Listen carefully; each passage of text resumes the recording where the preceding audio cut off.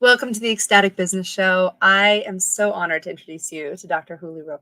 La Rocca. Did I say that right? You got it. Love the rolling of the R's. um, a good friend of mine. And what I love about Juli is that it's Juli, just in case you're looking for her on the internet and you're listening in. This woman is an MD. So she's got this medical doctorate in Western medicine, but she's also an intuitive. So she can combine the East and the West, the scene about what is health, right? How are we defining health? How do we get back to health? And looking at how she looks at the entire picture of people.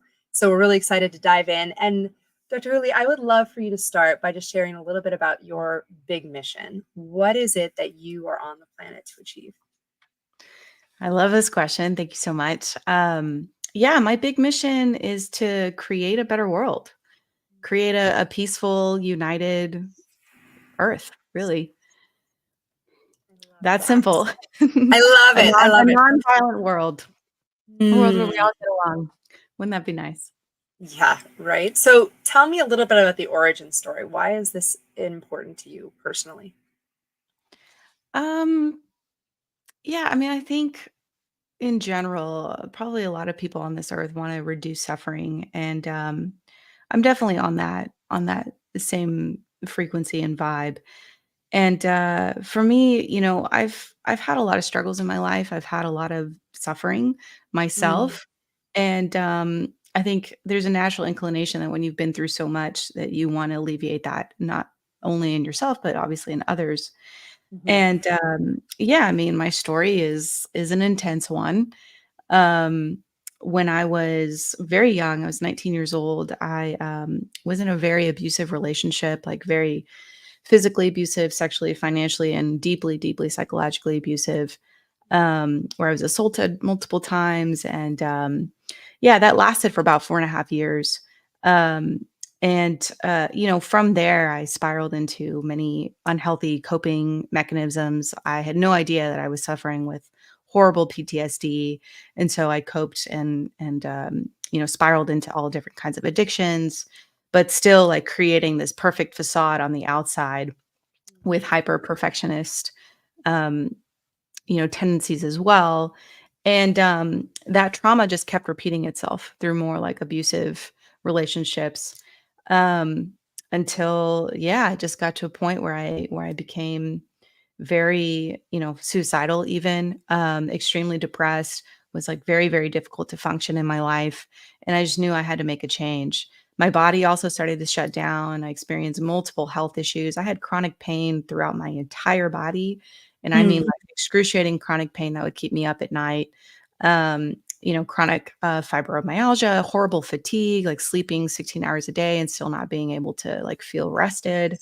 A lot of gut issues, many of the things that you hear kind of happening these days, these like mystery diseases and ailments that don't really seem to get better with all these like drug therapies, right? right. Um, yeah, so I, lived through that and still I'm not a perfect 100%. I'm still healing through a lot of that. And I just found that in my own self-awareness journey, I realized that many of the tools out there weren't really addressing some of the root cause issues, which is honestly like a belief system. Mhm. And I just began to like create my own system and my own desires for like transforming myself and transforming the world where suffering is not even inflicted on other people. Um, because really, when it comes down to it, I think it's violence that creates so much harm in this world, whether it's physical or verbal violence and aggression. When we can learn to transmute that and learn to cope with that in healthy ways, then well, we don't keep this trauma cycle happening, and yeah, create a happier world for all of us. Oh, I love that so much. And for you, as you think about violence, how does that, well, I mean, I can kind of see the parallels, but I'd love for you to tease that out. How did that story lead you into pursuing health and becoming a doctor and a light worker? Yeah, it's interesting because with pursuing medicine, I think it was more of like an ego desire. I mean, ultimately, like I do love helping people, and that's so like intricate to who I am.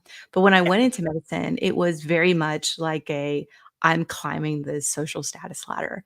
And so I want to mention that because I think, it's a critical part of everyone's story of like how we do things to feel a certain way.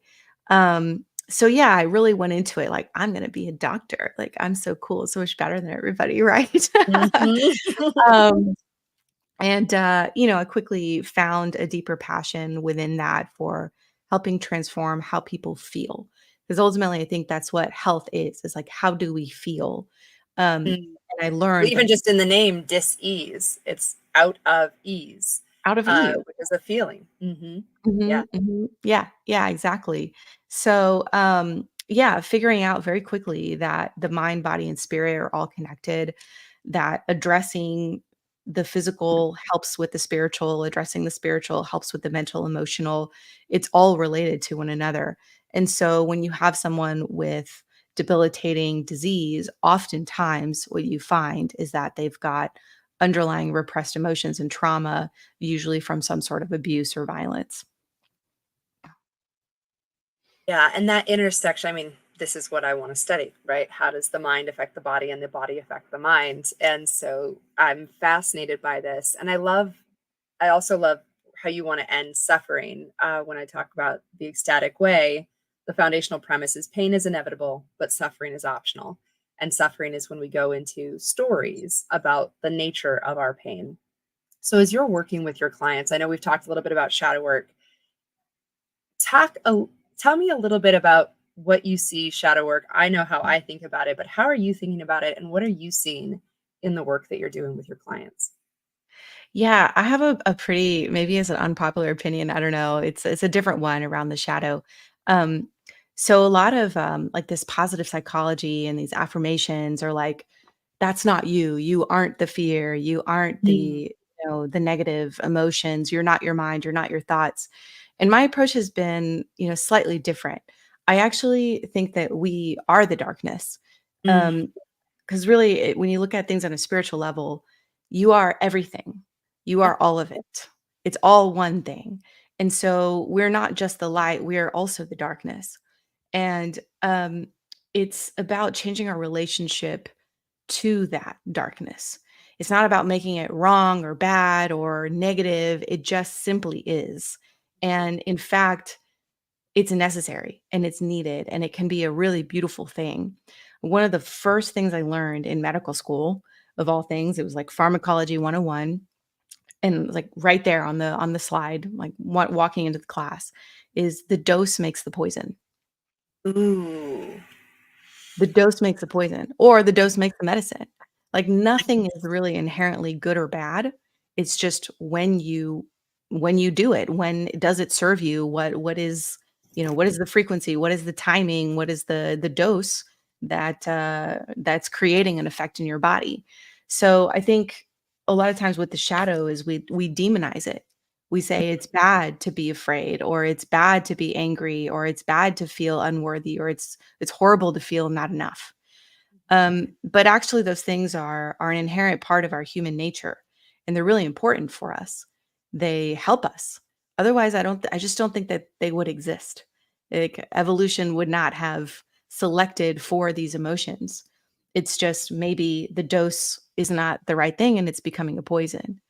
So that's how I help people start to transform their relationship with their darkness, is to stop seeing it as something that needs to be shoved down, hidden, or put away, or vilified, being made the villain. And instead it's a celebration, because mm. it's just part of who we are, it's part of being human, and it's awesome. It's awesome to have that piece of us. And in that acceptance, in that celebration, therein lies its transformation. It no longer has power over you, it no longer controls you. And now you can choose how to use that darkness, because it's not bad. It's necessary and good for us. Yeah, that's beautiful. Can you give an example? I know you probably can't share names, but an example of when somebody came to terms with their darkness and what shifted for them. Yeah, for sure. Well, I'll give you kind of my own personal example. One of my favorites Perfect. is talking about the concept of not being enough. Mm. Um, so I've spent my whole life trying to be enough, Yep, that's trying to my like own go to personal medical journey. school. Yeah, yeah, exactly. Like being the top of this, being, getting all Yes. these awards and accolades. And it was just never happening, no matter Yeah. how many awards I got, no matter how, many fellowships I did and this many degrees. It's this endless cycle of me just trying to be enough. And I never could be. And Mhm. as much as I did my affirmations, I'm enough, I'm enough, I'm enough, it was like I couldn't feel it. I couldn't like succumb to that energy. Mhm. And what I realized is that I'm actually not enough. And that's okay. It's okay to be not enough. Like, imagine if you succeeded in everything that you wanted, if you were completely and absolutely enough and everything's perfect. Like, there's nothing else to do. You've finished the game at that point. You're done. You're kind of like wash your hands of it. You're like, okay. But Yeah. what I realize is like that not enoughness is actually my greatest driver.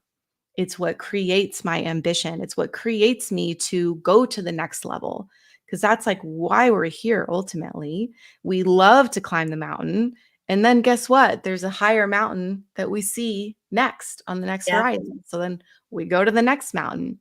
So, not enough is a really powerful motivator for me. Mhm. And I think, it's okay not to be enough. There's always going to be something more. There's always going to be something that has more than us, something that makes more money, someone that does more in their business, someone that, is better at something else. Like, it's okay to have this separation of not of inequality effectively. It's Mhm. okay to have hierarchy. It's actually Mhm. really, really important to have hierarchy. You can't have Mm. everybody being neurosurgeons. Like only some of the top, you know, medical students get to go into that residency, and only those people that go through like a grueling 7-year residency program are able to operate on people's brains and spines, right? Mhm. There's a reason for that. It's very, very important to have hierarchy, to have separation, to have inequality, and to be not enough in some places. Mm. And I think that's brilliant and it's beautiful. So, yeah, relating very differently to enough,ness, I think is a Mhm. powerful tool to just accept where you are, which is such a beautiful Mm. thing.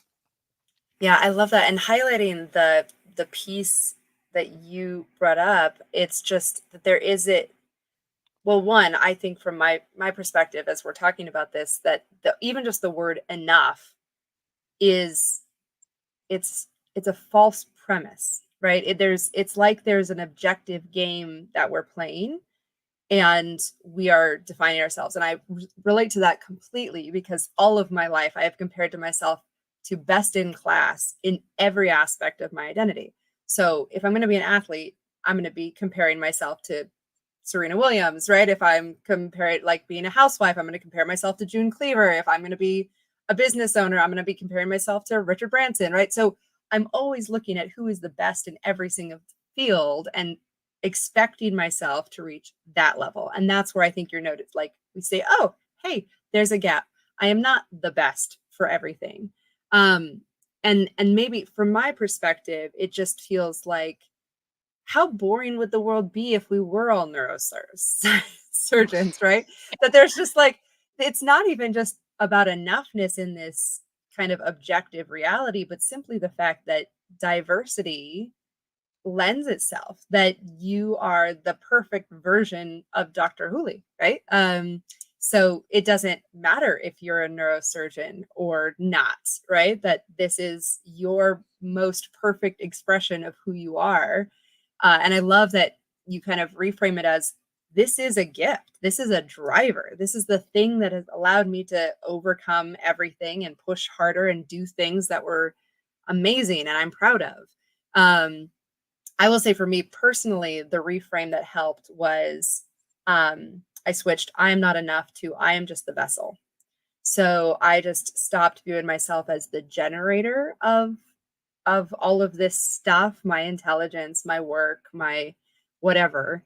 And I just was like, okay, I'm just the vessel and divinity gets to flow through me into the world. And I get to receive.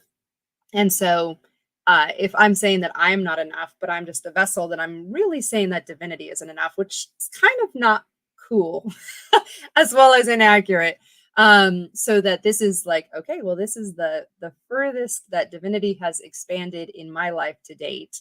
Mm, And when I'm ready to expand even further, we'll push that further. But it's not like I'm trying to attain something and I'm failing at it. It's just simply, okay, well, I'm here to expand, uh and that energy is what's flowing through me, and yes, pushing me onto the next evolution, because that's not just what's best for me and my soul, but what's best for our entire world and universe. So yeah, this wrestling with I am not enough, I feel like it is so critical, especially for high powered, high achieving women, that this is it usually. I'm like, yeah, those of us who are out there like making things happen, most of us are driven by our own little neurotic demons that are chasing totally, us with little flails and keeping us totally. moving. And so now it's kind of a fun, I see enough of us, in particular millennial women, that are like, okay, I have done all of that. And that's my story, right? I checked every box, I did everything right, got all the degrees, published the books, built the businesses, had the perfect marriage, had the perfect kids. And I was still depressed. And I was still wondering, like, I was traveling the world, for crying out loud, sitting on a tropical beach, and it wasn't enough. And so just realizing, oh, yeah, maybe this isn't an external problem at all. Maybe this is an internal problem. And I think that's where you're coming to, is so many of us look at our externals as the source of our suffering. And as I think you and I can attest, you can change everything external and have a completely perfect life on the outside and still be dying internally. So for Absolutely. you, what speak to that? What are you seeing in this dichotomy between our inner and outer worlds? Yeah, I get sucked into it still. I teach this stuff, I do this work with clients regularly, and I still Mhm. get trapped. I still get locked. I call it locks. 'Cause it's like we lock ourselves out on the outside.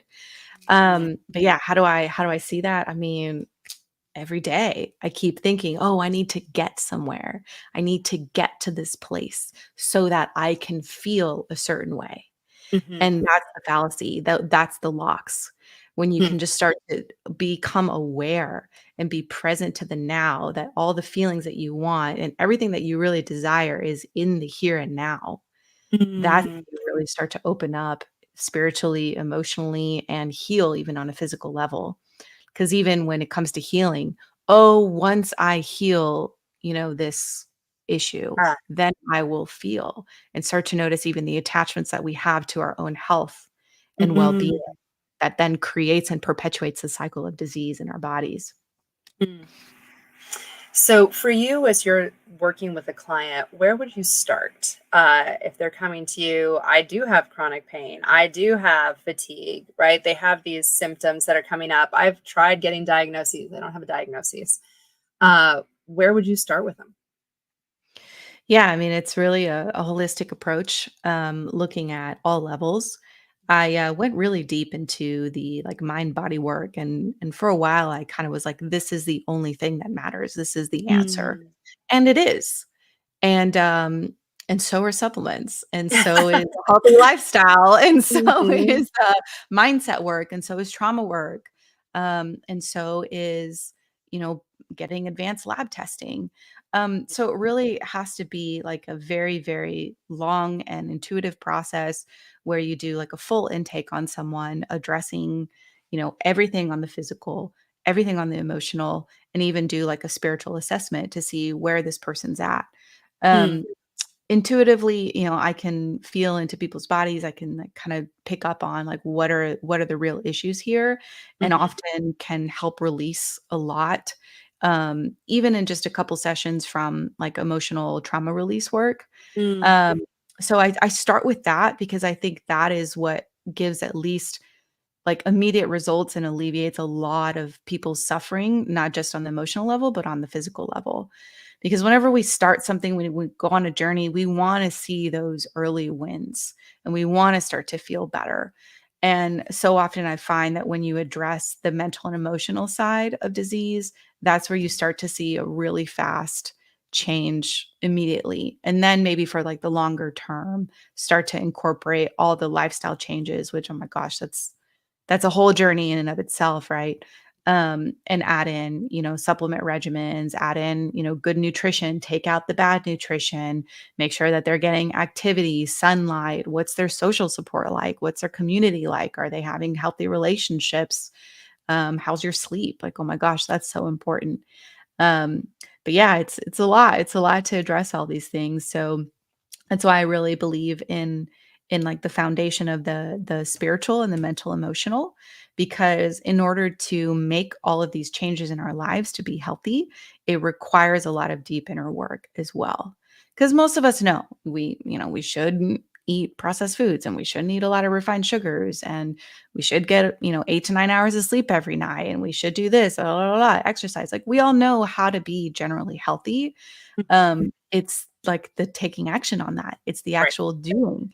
And it's like, what are the self-limiting beliefs that don't allow me to prioritize my spiritual needs? What keeps me from being disciplined? And why am I self-sabotaging and eating junk food and binge eating on a Friday night when, I could be eating a healthier meal and taking good care of my body, right? Mhm.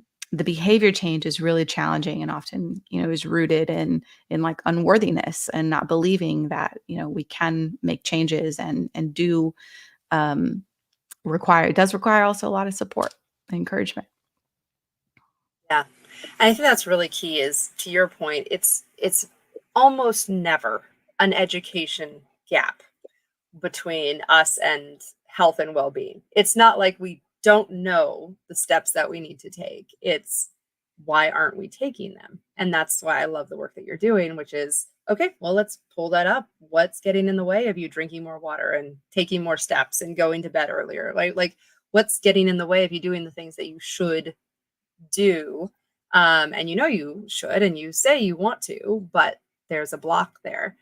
So, practically speaking, are there any things that we could be doing now to increase our awareness of our blocks or identify what those blocks are? Or I know that this is the work that you do and you have a whole intake assessment and you're intuitive, but is there anything that we could be practically doing to kind of self-identify where we're getting stuck?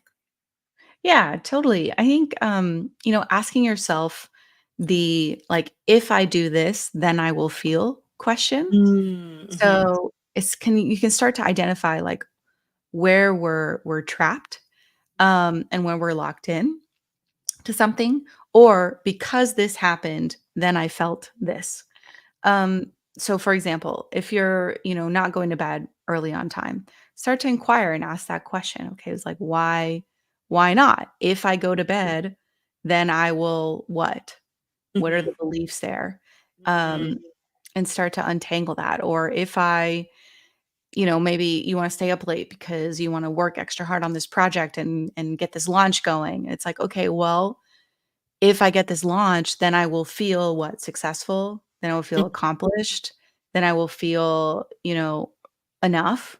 Mm-hmm. But that's the fallacy, right? That's the lock. So starting Right. to bring awareness by asking those questions, I think is a really like a good first step is seeing like where am I chasing things and where do I believe? And then on the contrary of that is where does the past also I'm getting like I'm think I'm maybe offering you asked me one thing. You asked No, me I one love thing. it. I love it. So we'll just repeat. So the first one is just where am I saying the word using the words if then, right? Where am I Yeah. saying if this changes this, or just if I did drink more water, what would that mean? If I did go to bed early. So even the positive things where ask you turn it into an if then statement to just bring those unconscious beliefs up to the surface where you can examine them. But then we can Yeah. absolutely go into the next part, right? Okay, the next part is like it's a big one because it's actually realizing that things that already happened, we believe created a something within us. So Ooh, I like where we are going. Yes, yeah. the illusion of cause and effect. Thank you, David Yeah. Hume. Right? Yeah, absolutely. And so you start to Mhm. get out of that victim mentality because, I was abused and raped and whatever. Right. Then I am, horrible, I suck, and that's just a lock, but in the other direction. Mhm. So starting to evaluate that, you can really like let go of so much just with those two, awarenesses. Mhm. Yeah, I do like that past experiences don't create present realities unless Mhm. you choose to perpetuate them. So one of the things my husband Michael says is that tomorrow only looks like yesterday if you make the choice for it to be so today. That's And it. that idea that memories aren't real things. They like the only thing that is real is this moment of time and space. And we can choose to let go of everything that did. And here's the thing is what I'm fascinated by is how facts don't actually create emotional experiences. Stories create emotional experiences. And emotional experiences create belief systems. And belief systems can recode our bodies, right? So Mhm. they create physiological responses to these stories. So when our story causes us to be in stress, it creates this cortisol, right? Which creates like this whole dependency loop in our hormone system, and give enough time, even with trauma, we can shift at a DNA level our bodies through the trauma that we've experienced. And so I love the work that you're doing because it really focuses us looking at what were the stories that we told that we now call trauma, right? And how, if we told a different story, could we see this from a different perspective and actually rewrite our history? And I think even our bodies at a very cellular level to shift that experience moving forward. Do you have an example of some of this work that you've been able to do of how do we shift the stories that we tell and what are the implications of that? Yeah, I think shifting the story is also about relating positively to it. So Mm, similar to what we were talking about the shadow work. Um, and we can view life in one of two ways, as a blessing or as a curse. mhm, And neither one is necessarily wrong. However, when you choose to see things as a blessing, as positively relating to it, it completely changes the physiology in your body.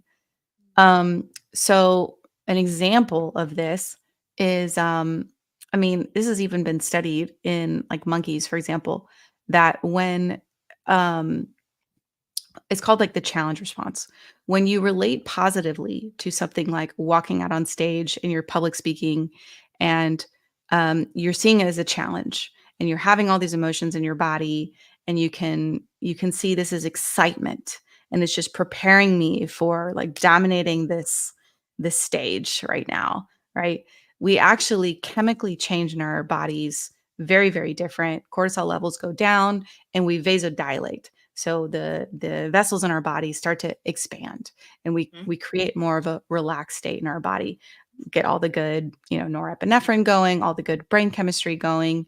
But when we see it in the negative and we see it as fear and terror and panic, then we vasoconstrict and that creates cortisol spikes in the body and that creates all these deleterious effects later on. So that's like one example. You can start to see things differently. Um, and then even in my story, I had some really horrendous things happen to me into my life. And I can see that as something that makes me a victim. And I could be angry about that. I can be upset and blame and like, oh, I've got all this trauma in my body and pain. And so I have to suffer a lot more. And it's a lot harder for me to do things because of PTSD and anxiety and panic attacks, blah, blah, blah. Or I can see it as a blessing. I can see it as something that happened for me. And when even just talking about it now, I feel it like so much better in my body. I feel that challenge response happening. And I'm like, yeah, I went through some of the most intense things a human can experience in this life. And like, how cool that I got to have that experience. Because in order mm, to go up, and expand, it's not just a one directional, it's an expansion in both ways. This is how growth happens, like this. And so because I was able to go into just some really intense depths of darkness, I've been able to acquire some very powerful spiritual, gifts and tools and amazing things in light because of it. And I have a lot more empathy for people that, do horrendous things in the world. I'm a much powerful doctor and healer because of it. I mean, there's so much good that came out of it. So much Yeah. good. Yeah, even just talking about it, like my energy completely changed around that. So the mantra I have in my head a lot is it's a blessing. Mm. Blessing.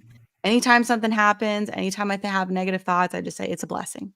It's a blessing. And or like what a blessing, or how is this a blessing? And immediately my brain starts to come up with all the reasons why this is positive, this is good for me. And that completely changes my physiology and then changes that story, like you were talking about. Yep. For me, the phrase is everything is always working out for my highest good and the highest good of all involved. And the second one is Mhm. like it, which is everyone is always doing the best they can with what they have and where they're at. And I I swear, if love I it. could get people to believe those two things, I feel like I could wipe out 98% of the suffering in the world. Oh yeah, absolutely. Without a doubt.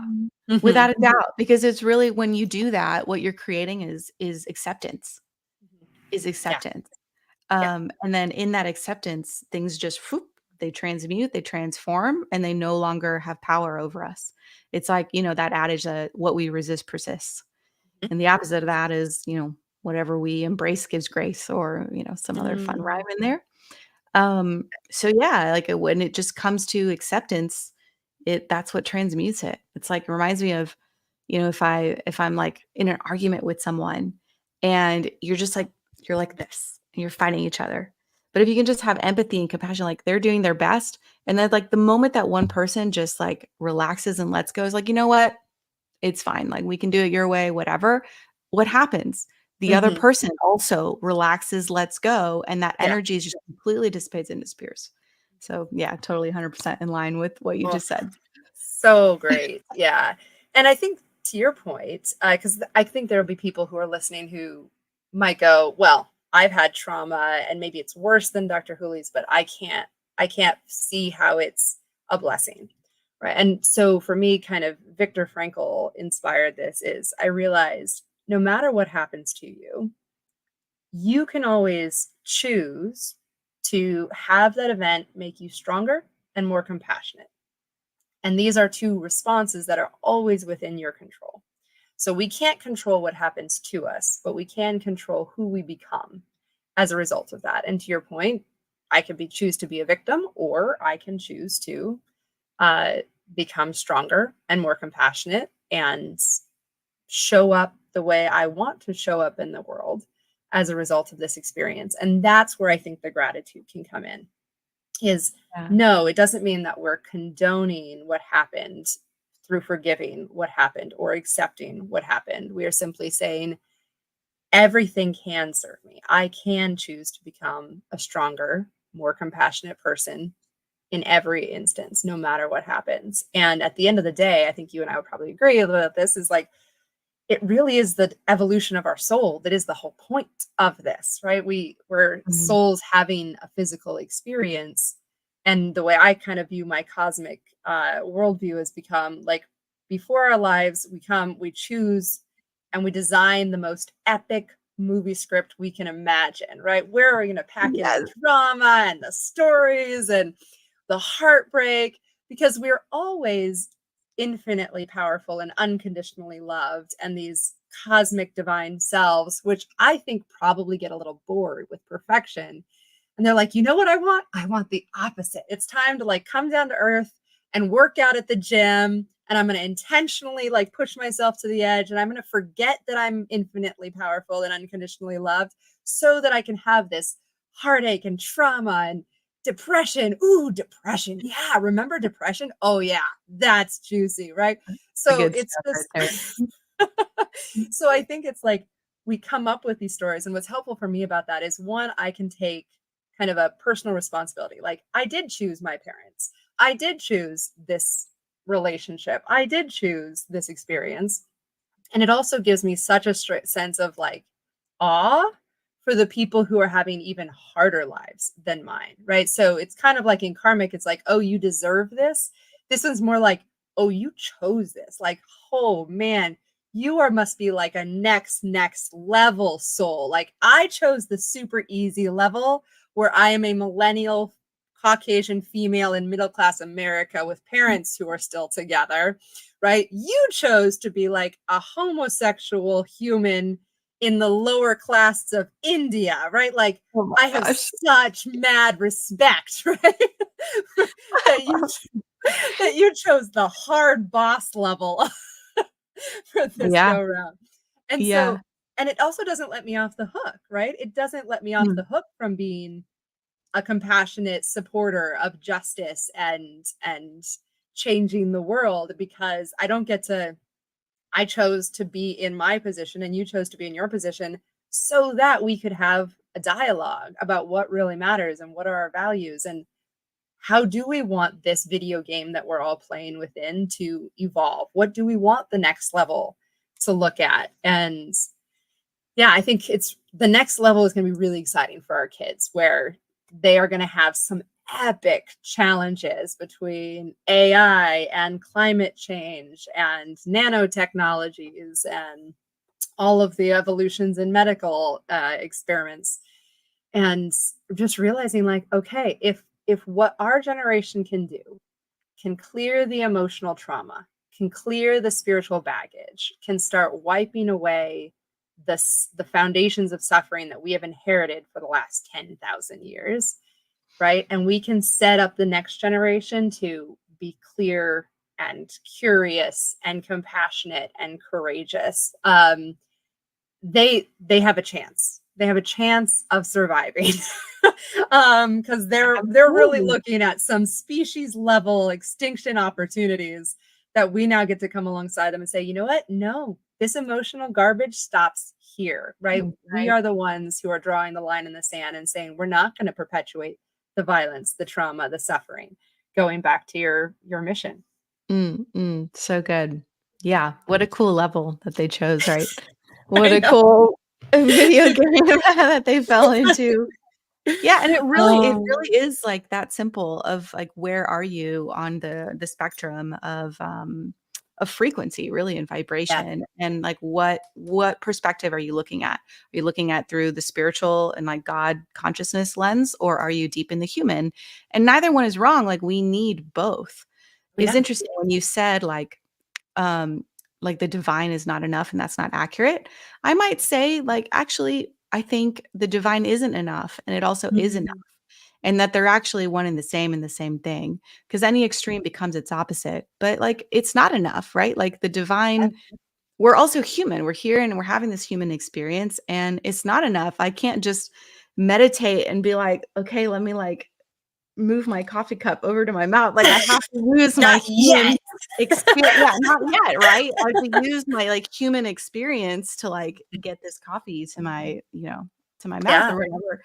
Um, and yeah, even when, I just wanna come back real quick to the victim and to the person that, maybe has had a lot of trauma and that Mhm. can't see it as a blessing. Don't. It's a fucking curse, pardon my language. It's horrible. It's horrible. And I think, there's a place and a time where we want to rise up into the spiritual.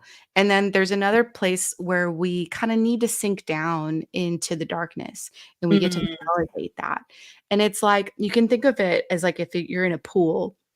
If you're in a pool and like here's the surface and here's the bottom of the pool, when you're like close to the surface, which would be akin to the light, you can just like easily get yourself up there, right? You can take a deep breath, you can go up to the light. When you're like already floating at the bottom of the pool, it doesn't always make sense for you to use all your energy and start kicking up. I'm talking like a 12-foot deep pool and start Yeah. Yep. kicking up and using all your energy to go to the top. Like, what Yeah. do you do in that situation? You kind of like let Lifeguards all will your tell air you. out. Yeah, you You let all your air out, you sink to the bottom, and then you allow that to push you up to the top. Then you can, springboard up to the top. So sometimes it's not a blessing, and sometimes Mhm. things suck. And sometimes the positive like nature of affirmations doesn't work. It actually makes us feel worse. So it's Absolutely. really like identifying where you are on that spectrum. Are you really deep into the humanness? And I say this because when I was really, really in it, I just hated people telling me to choose to be happy or choose my emotions, because I would do it and it was the worst. It was so excruciating and so hard. And it was like I was fighting and fighting and fighting to feel good, when Mhm. actually what moved the needle for me was allowing myself to just feel shitty and to just feel bad and to sink to that bottom and just embrace all the poison, if you will, all of the darkness, all of the not enoughness, all of the trauma, all of the wounds, the weakness, just let myself be in that in order to then transmute and rise above it. Oh, I love it. That was actually the whole theme of this week's newsletter that I sent out, was just when I try to make myself feel happy, it feels like I'm pushing my own head underwater. Oh, And yeah. so I was like, the point of the ecstatic way is not to always feel happy, but to always feel, right? And then Yeah. staying present to the emotions really is the key. One of my favorite books is Existential Kink. I don't know if you've read it yet, but the whole premise is that we have this sort of inherent kinkiness that sort of gets off on our suffering. And if you can recognize, like, that's perfectly fine for you to embrace that kinky self. So now it's kind of been freeing, where I'm like, you know what? I'm having a self pity party. And you know what? I am okay with being in my self pity party for a little while. Like, I have the tools. I can get myself out of this self pity party anytime I choose, but I am going to choose to wallow in the muck and just make mud pies, because that is Make what I fun. want to do right Yeah, now. so be it. Yeah, sometimes, Mhm. like, that's the only way out. The only way Yeah, to is through sometimes. exactly. Yeah, Oh, so more power to you in those I moments. love it. I love it so much. This has been such a fun conversation. I want to make sure that everybody knows where to find you. They can go to JuliMD, JuliMD.com. And I'm also going to put her Facebook profile, the JuliMD, where she has a free gift if you want to go. Do you want to talk a little bit about how do people engage with you? What would you like? What are next steps for them to hang out Yeah, with you? for sure. You can check me out on my website, read some information there, or book a call with me to see if, if we're a good fit. You like to work together on, on all the levels, and get Mm. you to feeling good on the mental, emotional, spiritual, and physical level. And yeah, the gift you can check out. I just have a PDF on facebook.com/the MD. And it's a morning journaling process that I've just found wildly helpful. It takes literally 10 to 15 minutes. It helps create magic in your day, more alignment, combines all of just some of the most powerful journaling tools, and goal setting tools that I found. So it's I call it the magic morning.